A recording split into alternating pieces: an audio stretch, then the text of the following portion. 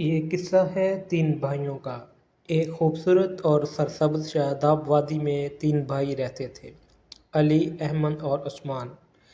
تینوں بھائیوں میں بہت پیار تھا، لیکن ان کی ایک خاص بات یہ تھی کہ وہ ایڈونچر اور نئی چیزیں سیکھنے کے لیے بہت شوقین تھے۔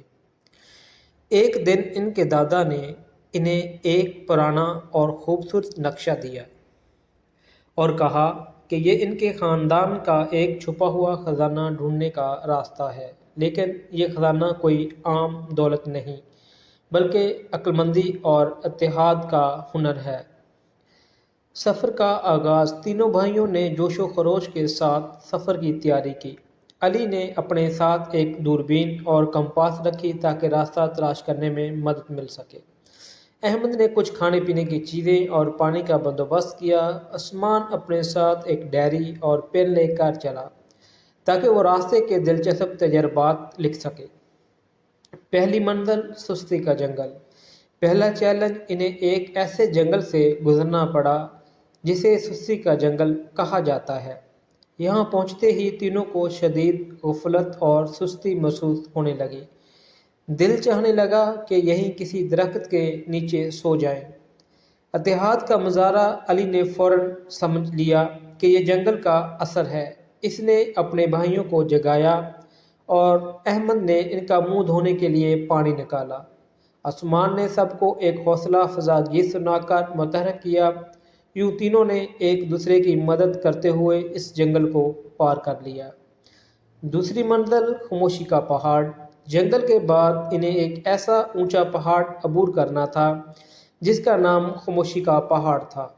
اس پہاڑ کا قاعدہ یہ تھا کہ یہاں اگر کوئی غصہ کرے گا یا ایک دوسرے پر چلائے گا تو پتھر گرنے لگیں گے۔ صبر اور تحمل۔ راستے میں ایک پتھر پر پاؤں پھسلنے کی وجہ سے احمد گرتے گرتے بچا۔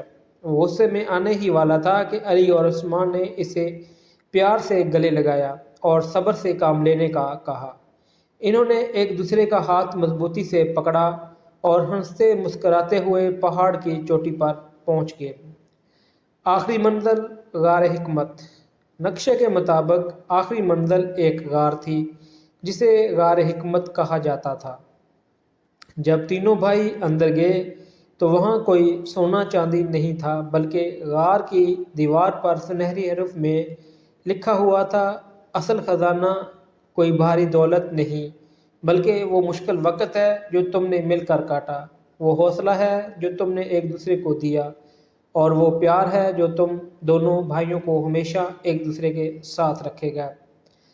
سبق اور انجام۔ تینوں بھائیوں کو سمجھ آ گئی کہ دادا جان کا مقصد انہیں یہ سکھانا تھا کہ دنیا کی ہر مشکل کا مقابلہ اتحاد، صبر اور ایک دوسرے کے ساتھ سے کیا جا سکتا ہے۔ وہ خوشی خوشی واپس اپنے گھر لوٹے اور اپنی اس انوکھی سفر کی کہانی سب کو سنائی۔ اگر آج کی ہماری ویڈیو آپ کو اچھی لگی تو لائک اور شیئر ضرور کریں۔